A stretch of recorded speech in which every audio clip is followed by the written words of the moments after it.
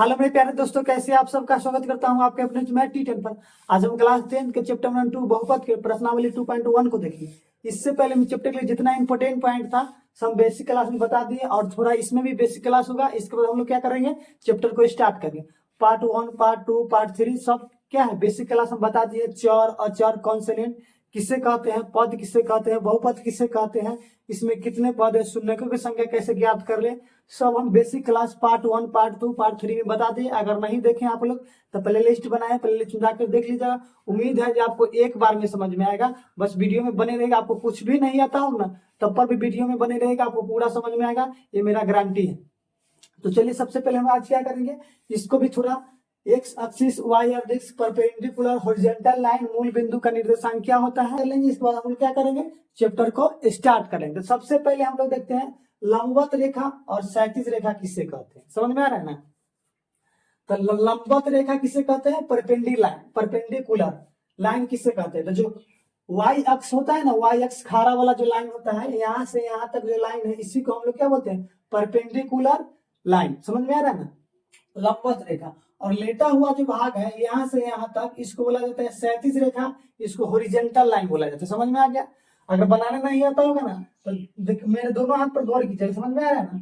तो ये जो हो गया ये एक्स एक्सिस हो गया, समझ में आ रहा है। और ऊपर जो हो जाएगा ये वाई एक्सिस हो जाएगा, समझ में। और नीचे जो होगा ये मेरा वाई एक्सिस हो गया, समझ में आ रहा है ना।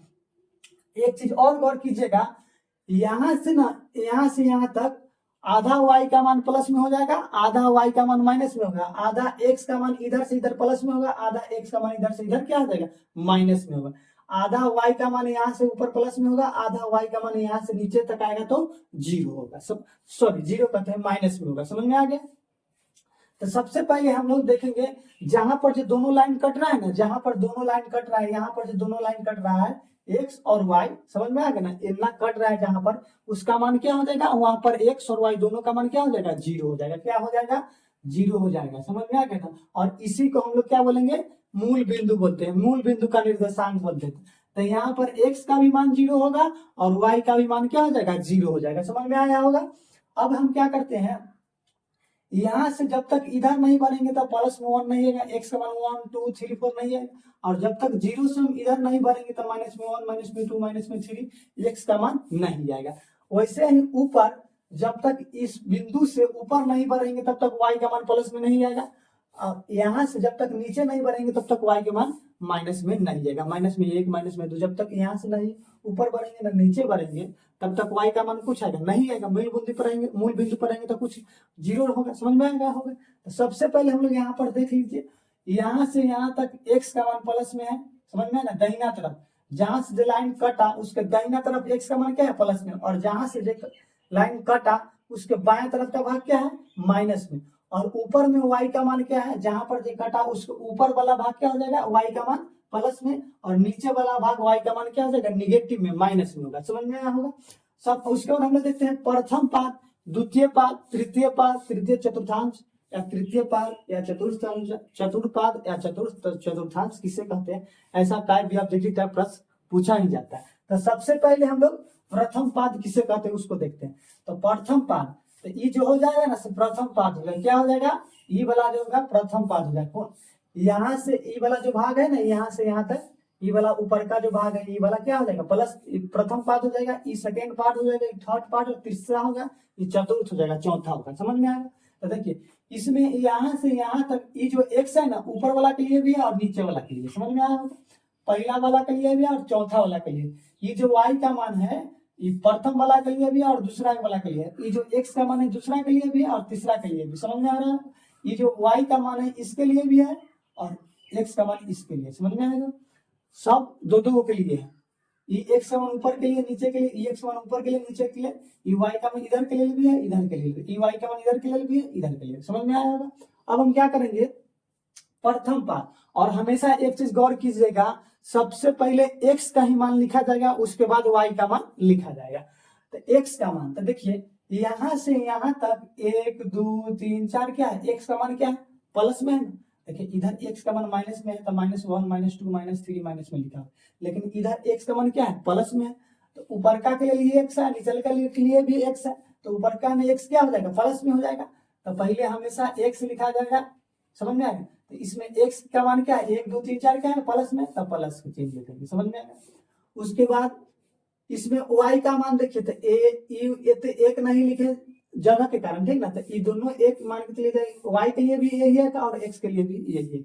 यहाँ जगह नहीं था इसलिए घसपजा जाता है, इसलिए हम एक लिख दिया। तो ई वाई का मान जो है 1 2 3 4 इसके लिए भी और इसके लिए भी, तो y का मान इसमें भी क्या है प्लस में है, तो x का भी मान प्लस में और y का भी मान क्या हो जाएगा प्लस में। तो प्रथम पाद चाहे प्रथम चतुर्थांश में बोलेगा जो x इसका चिन्ह क्या होता है, प्रथम पाद चाहे प्रथम चतुर्थांश का चिन्ह क्या होता है, तो प्लस प्लस होता है, समझ में आ गया। तो यहाँ पर लिख देंगे प्रथम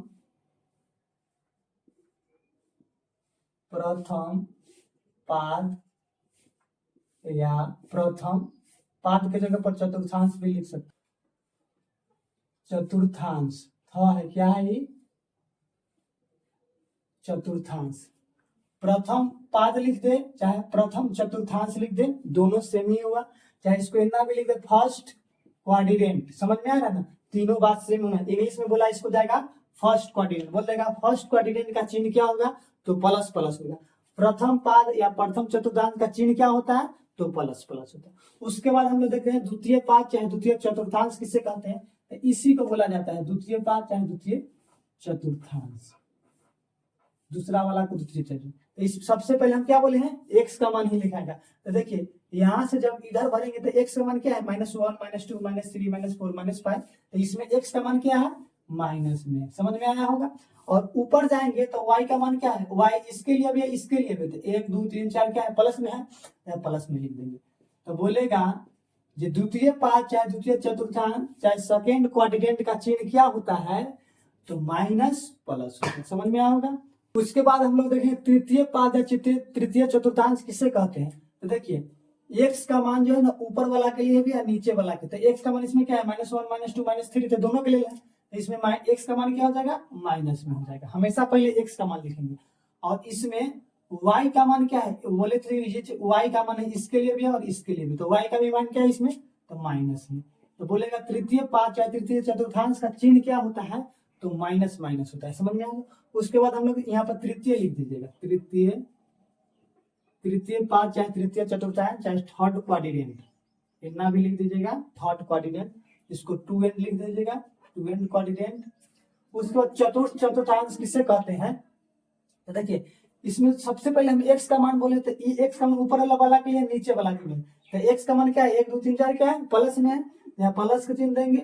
और y का मान क्या है, हम बोले तो y का मान इसके लिए भी इसके लिए भी, तो y का मान क्या है माइनस में, तो माइनस में। तो देखिए चारों क्वाड्रेंट चतुर्थ क्वाड्रेंट का भी चिन्ह क्या है प्लस माइनस, जस्ट एक दूसरे के अपोजिट, ये प्लस प्लस है तो ये माइनस माइनस, ये माइनस प्लस है तो ये प्लस माइनस, समझ में आ गया। तो बोलेगा फर्स्ट क्वाड्रेंट का चिन्ह क्या होता है, तो प्लस प्लस, चाहे पूछ देगा प्रथम चतुर्थांश का चिन्ह क्या होता है, तो प्लस प्लस, सेकेंड का क्या होता है, चाहे द्वितीय का किसका क्या होता है, तो माइनस प्लस, तृतीय का क्या होता है, तो माइनस माइनस, चतुर्थ का क्या होता है, तो प्लस माइनस, समझ में आया। उसके बाद आपसे पूछ देगा मूल बिंदु का निर्देशांक क्या होता है, तो मूल बिंदु कौन है, जहां पर दोनों लाइन कट रहा है, यहाँ पर x का भी मान 0 होगा और y का भी मान 0 होगा, तो मूल बिंदु का निर्देशांक क्या हो जाएगा 0 0, समझ में। क्यों हुआ 0 0, देखिए यहाँ पर दोनों लाइन कट रहा है, जब तक 0 से नहीं इधर आएंगे तब तक x का मान 1 नहीं आएगा, और 0 से नहीं इधर आएंगे तब तक x का मान न नेगेटिव में आएगा न नेगेटिव में आएगा न पॉजिटिव में आएगा, जहां पर कट रहा था, इसीलिए मूल x का भी मान 0 होगा।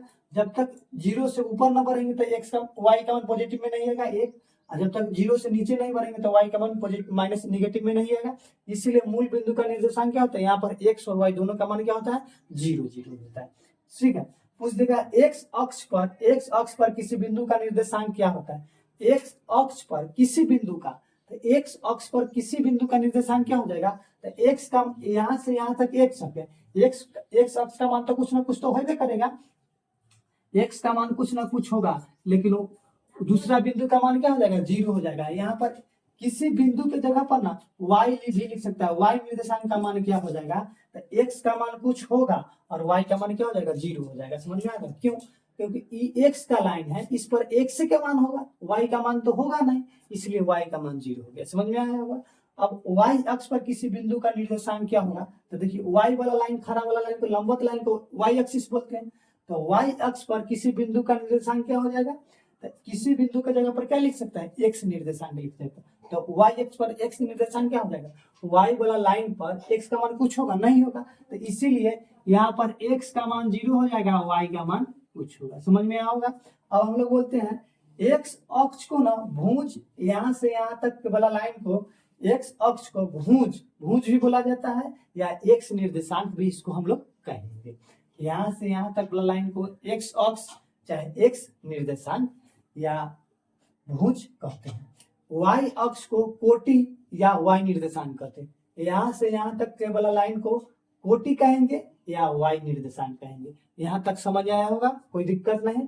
अब हम लोग देखेंगे, ऐसा क्वेश्चन दे देगा आपसे, -2 और 3 कौन सा पाद और कौन सा चतुर्थांश के है, तो हम देखेंगे अंक के पीछे चिन्ह क्या है। तो देखिए अंक के पीछे चिन्ह क्या है, पहले माइनस है और बाद में क्या है 3 है, प्लस में है, प्लस का चिन्ह क्या रहता है, छुपा रहता है। इसको आप इतना भी लिख सकते हैं -2, +3।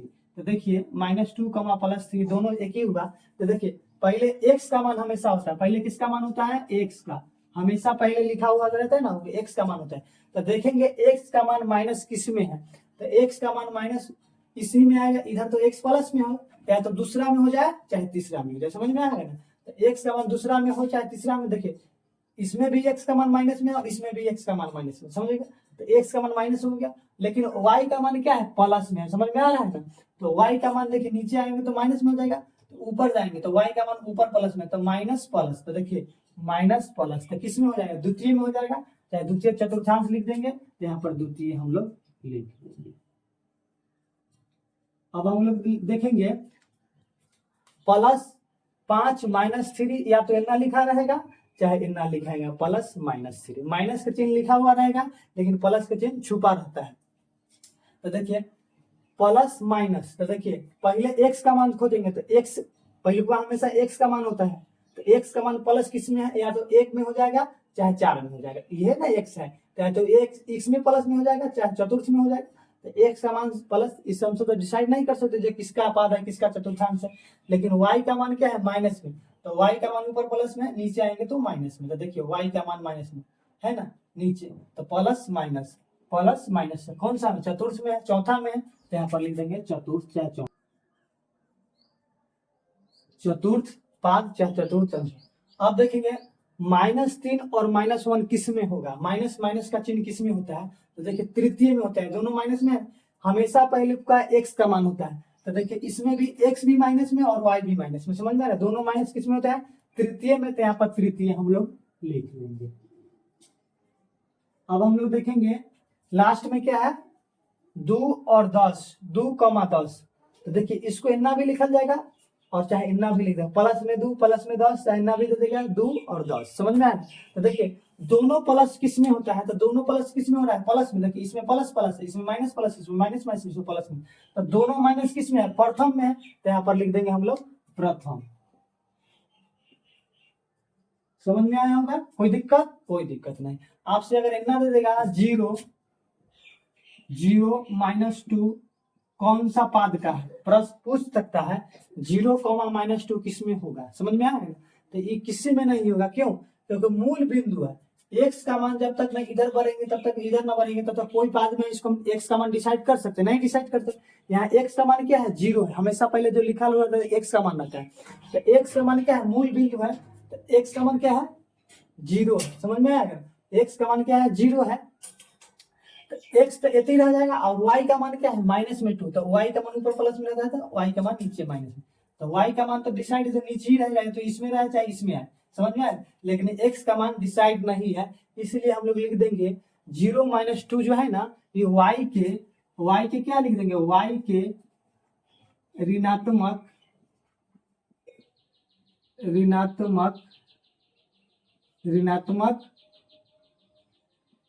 भाग पर स्थित है। समझ में आएगा, 0 -2 जो है वाई के ऋणात्मक भाग पर स्थित होगा। या चतुर्थ में है कि तृतीय में से हम डिसाइड नहीं कर सकते हैं, क्यों, क्योंकि एक्स का मान हमको डिसाइड नहीं, एक्स का मान जब तक ना इधर 0 से इधर नहीं आएगा तब तक एक्स का मान ना पॉजिटिव में आना, 0 से नहीं इधर बढ़ेगा तब तक एक्स का मान निगेटिव में नहीं है। इसलिए हम कहेंगे यहाँ पर जो 0 माइनस 2 जो है ना y के ऋणात्मक भाग पर स्थित है। यह पर रह जाएगा, इधर 2 कर देते, इधर माइनस में 2, अगर यहाँ प्लस में 2 रहता इधर 0 कर देते तो यहाँ पर लिखा जाता x का मान जो है ना इतना रहता, देखिए +2 और 0 कर देता, +2 और 0 कर देता। पूछता कौन सा पाद का है, तो देखिए इसमें y का मान हम निश्चित नहीं कर सकते किसमें है। y का मान इसमें क्या है 0 है, तो मूल बिंदु पर कटेगा तो y का मान तो ऑटोमेटिक 0 रहेगा। तो y जब तक न ऊपर बढ़ेगा ना तो नीचे नहीं आएगा तब तक y का मान हम नहीं कर सकते हैं। और x का मान पॉजिटिव या तो दूसरी पहली में हो जाएगा चाहे चौथी में हो जाएगा। तो यहाँ पर लिख देंगे ये 2,0 जो है ना x के धनात्मक भाग पर स्थित है। क्यों? क्योंकि x के धनात्मक, x का मान क्या है प्लस में 2 है, तो इसीलिए x के धनात्मक भाग पर स्थित हो जाएगा। समझ गया? यह पर था -2 और 0, तो x के ऋणात्मक भाग पर स्थित रहता है। ठीक है, अब हम लोग चैप्टर को स्टार्ट करते हैं। अगर अच्छा लगता होगा तो शेयर जरूर कीजिए अपने दोस्तों के पास। प्रश्नावली 2.1 के 1 नंबर प्रश्न बोला है, किसी बहुपद px के लिए y बराबर px का ग्राफ नीचे आकृति में 2.10 में दिया है। प्रत्येक स्थिति में px की शून्य की संख्या हमको ज्ञात करना है। मतलब x एक्सिस जो होगा ना, x एक्सिस इस पर तीसरी लाइन जो होगा वो कई बार गुजर रहा है, कई बार काट रहा है, कई बार प्रतिच्छेद कर रहा है, उसी को हमको गिन के लिख देना है। तो खड़ा वाला लाइन होता है लंबवत रेखा, इसको हम लोग क्या बोलते हैं y एक्सिस, और लेटा हुआ लाइन है इसे क्षैतिज रेखा बोला जाता है, इसको क्या बोलते हैं x एक्सिस। मतलब x वाला लाइन पर ना तीसरी जो रेखा है वो कई बार काट रहा है, वही हमको लिख देना है गिन के। तो देखिए तीसरी रेखा यही है, ई वाला x एक्सिस पर कहीं काट रहा है, नहीं ना काट रहा है, तो इसका शून्य की संख्या क्या हो जाएगा, शून्य हो जाएगा। इसका क्या आंसर हो जाएगा, शून्य। समझ में आ रहा है ना, शून्य हो जाएगा। और इसमें 2 नंबर में x वाला x लाइन पर तीसरी रेखा कई बार काट रहा है, वही हमको गिनना है। तो खड़ा वाला को बोलते हैं y एक्सिस और लेटा हुआ वो बोलते हैं x एक्सिस, क्षैतिज रेखा। तो देखिए क्षैतिज रेखा पर कई बार काट रहा है इसे गिनेंगे। तो देखिए यहाँ से तीसरी लाइन चालू हुआ है, यहाँ पर काटा, लेकिन ये y पर काट रहा है तो इसको हमको नहीं गिनना। फिर यहाँ से स्टार्ट होकर यहाँ पर काटा तो सिर्फ एक बार काट रहा है, तो इसका आंसर क्या हो जाएगा, 1 हो जाएगा। क्या हो जाएगा, इसका आंसर 1 हो जाएगा। समझ में आ गया? उसके बाद हम लोग तीसरा प्रश्न देखेंगे, एक्स एक्सिस पर तीसरी रेखा कई बार काट रहा है इसे गिनेंगे। तो यहाँ से लाइन स्टार्ट हुआ, यहाँ पर एक बार काटा, यहाँ पर काटा, यहाँ पर y है तो y वाला का हमको नहीं लेना, सिर्फ ओनली x वाला को लेना है। तो y वाला को छोड़ देना है, तो एक बार यहाँ काटा, इसको छोड़ देना, तो 1 2 3, यहाँ x पर 2 बार काट रहा है, एक बार यहाँ काट रहा है तो 3 बार काटा। समझ में आ गया? एक बार यहाँ काटा, एक बार यहाँ काटा, एक बार यहाँ काटा और एक बार यहाँ काटा, तो इसको हमको नहीं लेना है। तो इसमें कुल कितनी बार काटा, तो 3 बार काटा, तो इसका आंसर 3 हो जाएगा। समझ में आ रहा होगा?